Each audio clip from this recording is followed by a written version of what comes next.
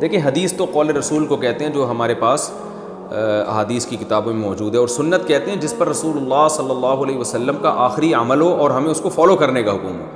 بعض چیزیں حدیث ہیں مگر وہ سنت نہیں ہے، کیونکہ نبی صلی اللہ علیہ وسلم سے ان چیزوں کا ترک کرنا ثابت ہے، تو وہ حدیث میں تو ہم کہیں گے کہ یہ چیز آئی ہے، مگر اس کو سنت نہیں کہہ سکتے کیونکہ نبی صلی اللہ علیہ وسلم نے اس کو ترک کر دیا تھا۔ تو سنت کا مفہوم جو ہے یہ خاص ہے، حدیث عام ہے۔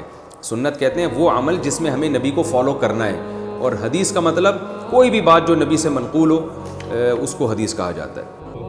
تو وہ سنت عملی چیزیں، یعنی کچھ بدن کی تطہیر کی چیزیں ہیں، کچھ مردوں کو دفنانے کے بارے میں احکام ہے، کچھ نکاح طلاق کے بارے میں ہدایات ہیں، کچھ جانوروں کے ذبیحے کے بارے میں ہدایات ہیں، وہ سب کی سب کیا ہے؟ سنت، یعنی پیغمبروں کا طریقہ۔ اس کا حکم قرآن میں اس طرح دیا گیا تھا کہ سب پیغمبروں کے نام لے کر اللہ تعالیٰ نے یہ فرمایا فَبِهُدَاهُمْ اقْتَدَیْ، تم بھی انہی کی ہدایت کی پیروی کرو، اور اسی کو ملت ابراہیم کہا جاتا ہے۔ تو سنت یہ مسلمانوں میں جاری ہے، یہ سنت رسالت مآب صلی اللہ علیہ وسلم نے ایک ایک شخص کو سکھائی، ایک ایک شخص اس پر عمل پیرا ہوا، صحابہ کرام کی بہت بڑی تعداد نے اگلی نسلوں کو منتقل کی، اور پے در پے منتقل ہوتی جا رہی ہے۔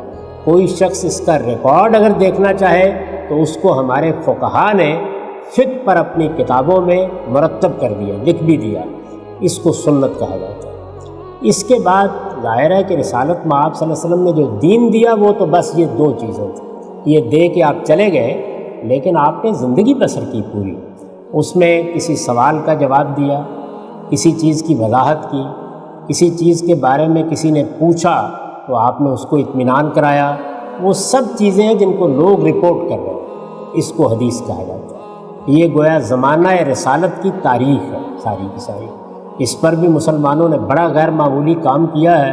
اور رسول اللہ صلی اللہ علیہ وسلم کی سیرت کیا تھی، آپ نے جو دین دیا قرآن اور سنت کی شکل میں، اس پر خود کیسے عمل کیا، آپ کو کیا حالات پیش آئے، اس کا سب سے بڑا ماخذ یہی حدیث، اور اس میں بڑا غیر معمولی کام کر کے بہت سی کتابیں مرتب کر دی گئی۔ تو گویا پورا دین قرآن اور سنت میں ہے، قرآن اور سنت دونوں مسلمانوں کے اجماع اور تواتر سے منتقل ہوئے ہیں، اور یہ ہمارے پاس تاریخی ریکارڈ ہے۔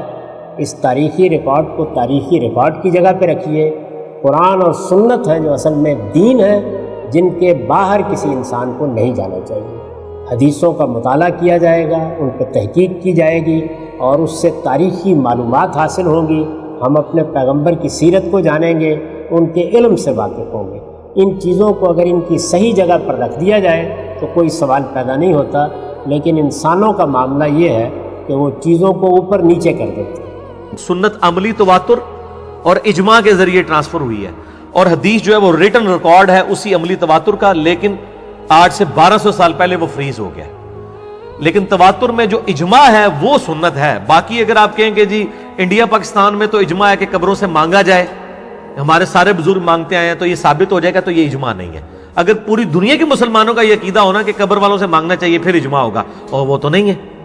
اجماع کیا ہے؟ نمازیں 5 ہیں، قبلہ رخ منہ کر کے نماز پڑھنی چاہیے، نماز کی 17 رکھتے ہیں، 2 فجر کی، 4 ظہر، 4 عصر، 3 مغرب، 4 عشاء، مردے کو قبلہ رخ دفنانا چاہیے، بچہ پیدا ہو جائے اس کے کان میں اذان دینی چاہیے۔ جامعہ ترمذی میں موجود ہے، امام ترمذی نے لکھا ہے کہ اس کے اوپر تواتر اور اجماع چلتا آ رہا ہے۔ اجماع پہ مسئلہ 31 میرا ریکارڈڈ ہے کہ اجماع جو ہے وہ یعنی احادیث سے بھی بڑی دلیل ہے، عملی تواتر ہے۔